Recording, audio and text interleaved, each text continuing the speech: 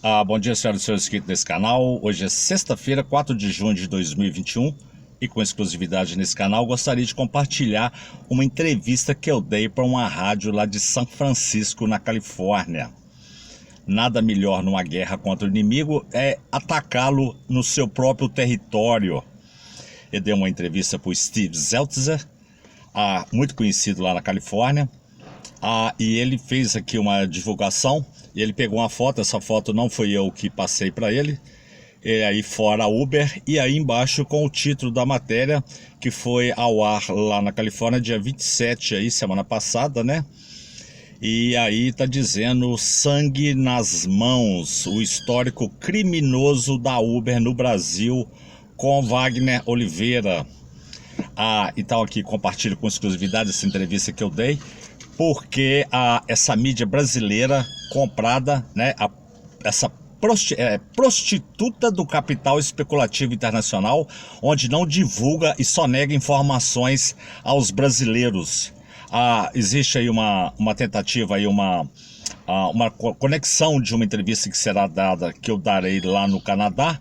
E o próprio Steve aqui quer que eu dê uma outra entrevista lá para um outro jornalista amigo dele. Então aqui estou trabalhando ferrenhamente, combatendo essa quadrilha da Califórnia, e eu peguei pesado aqui na fala. Eu estou postando aqui no primeiro comentário aqui, logo abaixo, o link da entrevista, que evidentemente está toda em inglês, mas que eu vou fazer um relato rapidamente aqui do que nós conversamos durante 40 minutos por uma videoconferência no Zoom na semana passada. Ele queria que eu falasse do livro, né, e da minha experiência com o algoritmo trabalhando na Uber.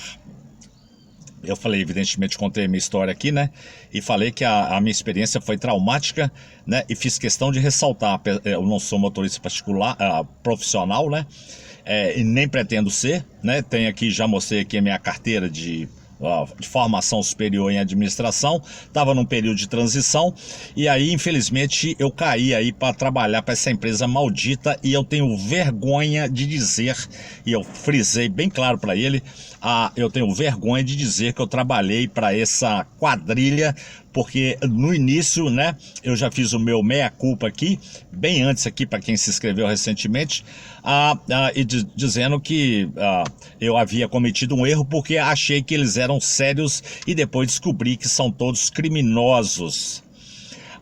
Falei aqui do primeiro bloqueio, né, e da primeira ação trabalhista, que eu sou o primeiro motorista bloqueado, porque eles me bloquearam, né, pensando assim: nós vamos bloquear esse otário aqui, que será o primeiro da lista de vários outros otários que depois a gente vai bloquear. Um dia todo mundo será bloqueado na plataforma.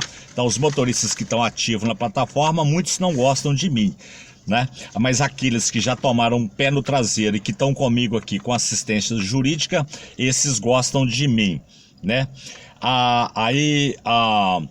Ele perguntou aqui sobre a questão porque eu dei uma entrevista aí para o portal Brasil de Fato.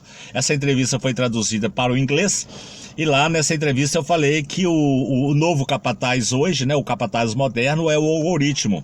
E ele ficou muito interessado nisso aqui, e a tradução de capataz por inglês aqui é foreman. E aí ele queria que eu explicasse por que eu acho que o algoritmo é o novo capataz, né?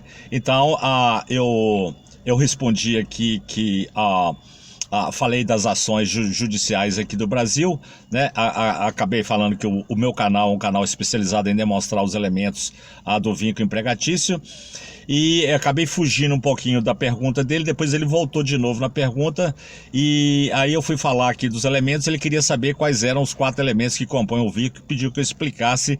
Então eu tentei explicar aí a subordinação, onerosidade, pessoalidade e eventualidade. Eu expliquei e ele entendeu. Aí ele voltou de novo, pediu para me explicar. Aí eu falei que o capataz, né, que é uma função da máquina, ele é muito pior do que o gerente, porque ele não dorme, ele não para almoçar, né, ele não para ir ao banheiro. Ele vigia o motorista, né, diuturnamente, 24 horas por dia. Aí eu citei o caso aqui em outubro do ano passado, que teve uma manifestação no Mineirão, né? E a Uber foi lá e buscou no Geofence, né? A delimitação geográfica dentro do aplicativo, pediu para que o sistema informasse quais eram aí os telefones que estavam lá no Mineirão fazendo greve. Então o sistema informou lá uma relação de 300 nomes, tá certo? E esses 300 motoristas foram excluídos da plataforma. Então ele perguntou aqui se havia retaliação da Uber, né, contra a grevista. Eu disse que sim. Ele perguntou quando teria acontecido. Eu informei que foi em outubro do ano passado, né? Foi em plena campanha política, eu lembro disso. E aí ele perguntou se isso era legal. Eu falei, é lógico que não, é um crime, mas os políticos, os legisladores apoiam essa porcaria de Uber, né? Aí ele perguntou se apoiava então em função de corrupção, perguntou se já tinha corrupção, e eu respondi que sim. Ainda citei aqui, né, o caso que a gente está perdendo aí, para quem não sabe, a gente perde 20 bilhões de reais por ano em corrupção.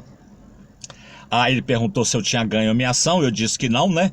Porque perdi, porque os juízes e desembargadores lá atrás não sabiam patavina de Uber. Tem muitos ainda que não sabem, e eu disse para ele que eles julgam errado sem saber o que estão julgando. Muitos negam o vínculo por ideologia política, porque essa questão já foi judicializada aí, infelizmente.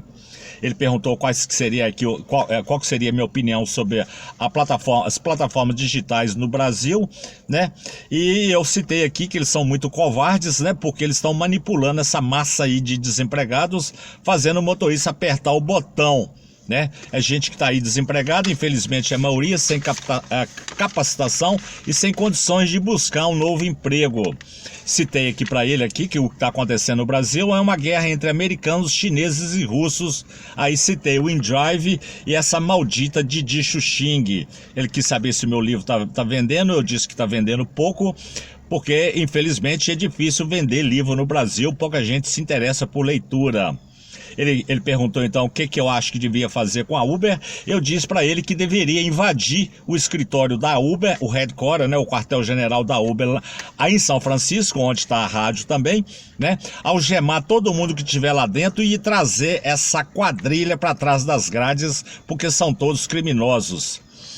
Eu disse a ele que a proposta 22 era uma fraude e que entendia que a Suprema Corte americana deveria cancelar essa porcaria dessa proposta 22. Ele quis saber aqui por que eu falei que a Uber mata, ele quis saber por que a Uber mata, como que a Uber mata. Aí eu citei o caso da chacina de Salvador, aí, onde foram esfaqueados e esquartejados 4 motoristas. Né? Falei para ele aqui que, pelas minhas estatísticas pessoais, estão morrendo cerca de 20 motoristas por mês. E aí a questão da favela no Rio de Janeiro, ele quis saber se a Uber está mandando motorista para a favela, e evidentemente que eu confirmei, né? Cliente está para todo lado e o motorista fica naquela, ou ele vai para a favela e corre o risco de perder a vida, ou ele não vai e corre o risco de perder o emprego. Aí ele quis saber o que a Uber, como que a Uber se explica, se justifica. A Uber simplesmente fala que lá, né, não tem nada a ver com isso, que isso é um problema de segurança pública, e que ela simplesmente solta um comunicado dizendo que lamenta muito, né, e que o passageiro já foi excluído da plataforma.